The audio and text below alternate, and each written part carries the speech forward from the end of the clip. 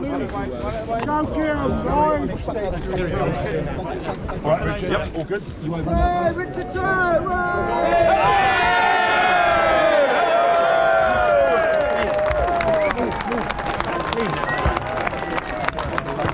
Thank you for coming. Thank you for coming. Testing. Can you hear me at the back, Clacton? Thank you so much for coming. It's absolutely outstanding. What a crowd. What a roar. What an opportunity. Are you going to vote for Keir Starmer? No! Are you going to vote for Rishi Sunak? No! Are you going to vote for my very good friend, the one and only Nigel Farage? Fantastic. Well, if you do, and if you spread the word, may I introduce you to what I hope will be the next Member of Parliament for the fantastic constituency of Clacton!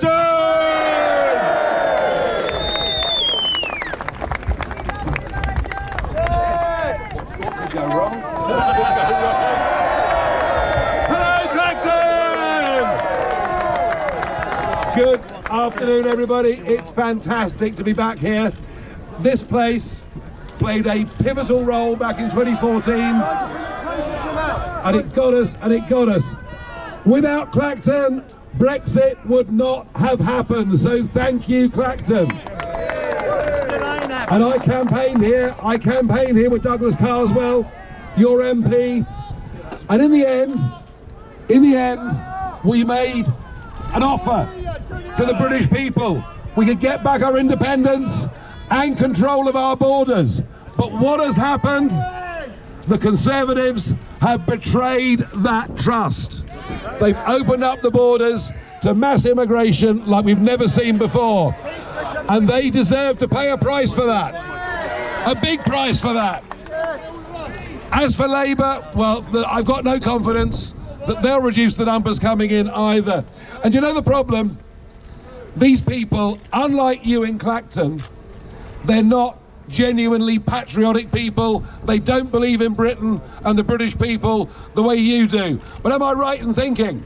Yeah! Is this not the most patriotic town in the whole of our country? And we're gathered here as one Clacton resident is on his way across the English Channel. He's 98 and he's joining 25 other British veterans 80 years to the day that we put together with the Americans and indeed with the Canadians that incredible operation that liberated Europe. Is that something that we're all proud of? So how is it that over 50% of 18 to 34-year-olds have never even heard of D-Day?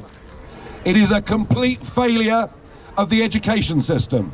It is as if we're telling our youngsters to be ashamed of our past and not proud of our past.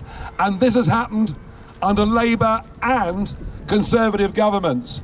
And what we want to do, we want to put voices in Westminster that truly believe in Britain, do not want the minds of our kids being poisoned, and to tell them that actually they should be proud of this country, proud to be British and optimistic about the future. Now what do I have to offer you? Well, I can promise you that I do know one thing, that a woman can't have a penis. Okay?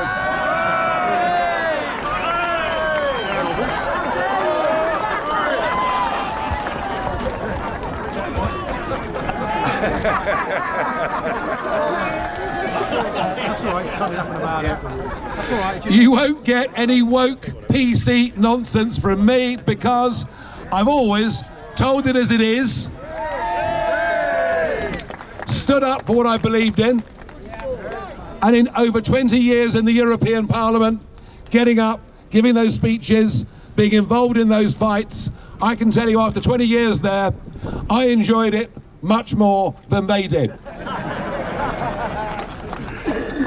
But wouldn't it be nice if we had people in Parliament in our country standing up for the majority view, standing up for the silent majority, unafraid to call it out, and it's going to need to happen.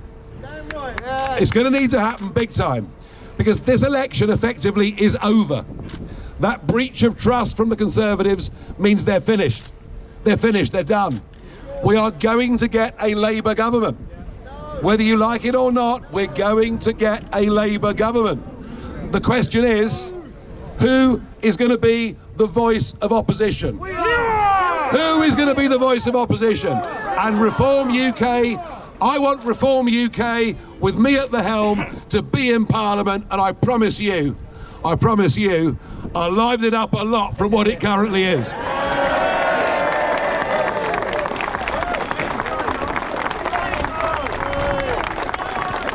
Now, my visits to Clacton have been regular. So regular that some people think I'm actually part of the spoons up the top there. It's not true, but I'll make you a promise, it will be before too long.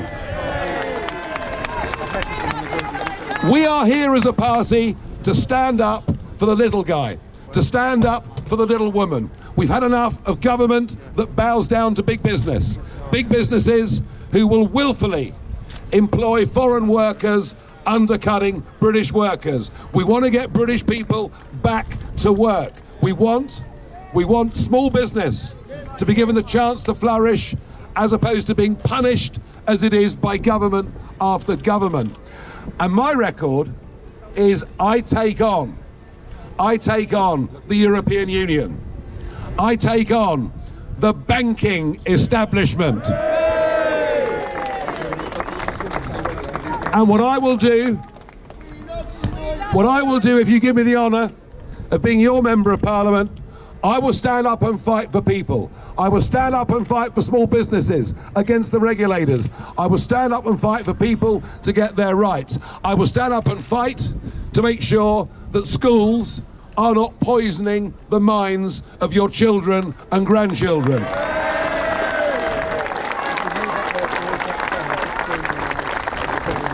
I've made a big commitment to do this.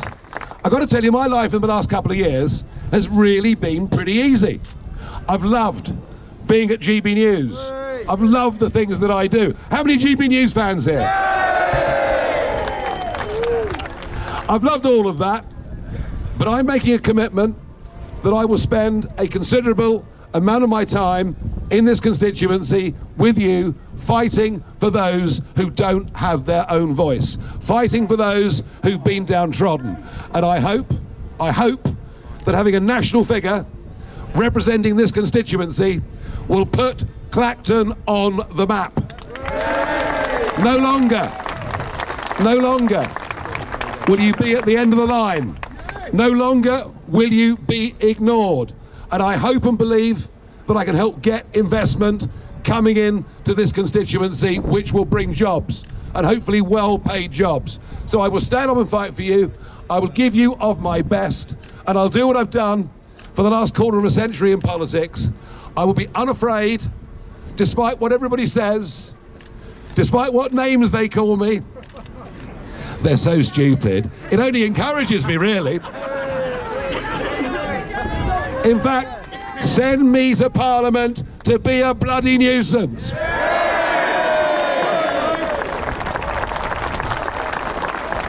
Now, massive thanks to my colleague Richard Tice, without whom this party would not be here today.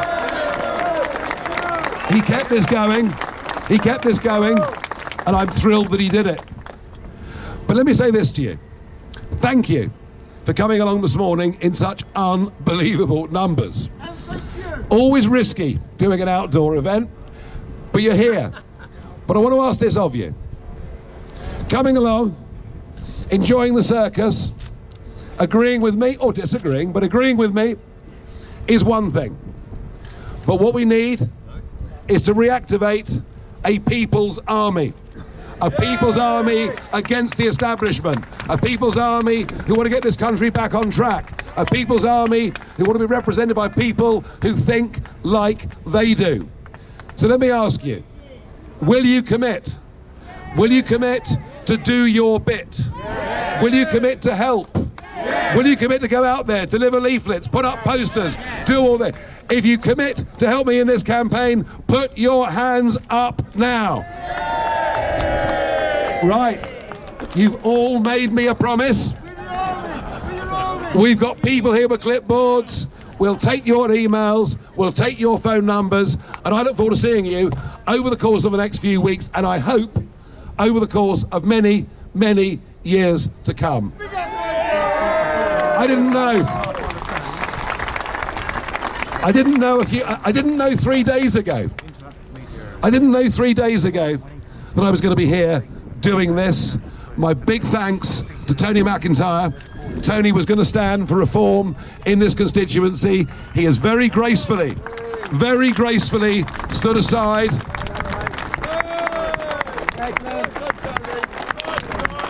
And he's going to play a big, key, leading role in this campaign. Let's save Clacton and save Britain. Save Clacton and save Britain, says Tony. I tell you what, that was so good. He might have been better than me, really, but never mind. So it's absolutely running to the line. We want to win this. We want to win it big. We want Reform to win many seats in this Parliament. Let's be the opposition to a Keir Starmer Labour government that doesn't share the same values that you do here in Clacton. I'm honoured to have this opportunity. So are we. I genuinely believed that my career in public life was over. But as I look around me, and see the state our country's in, we're in social decline. Just look at crime on the streets. We're in economic decline, and you know what? Nothing works anymore, does it? You can't get a GP appointment. The roads are clogged. Nothing works anymore, and actually, a Labour government won't make any real changes at all. We need radical surgery in this country. We need braver politicians to stand up for us and represent us. And if you help me, as you promised you would, we will, on July the 4th, win this seat.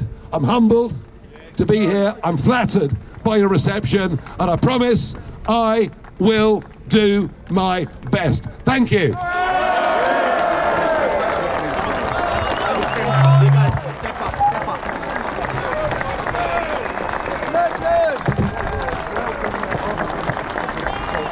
Nigel! Nigel!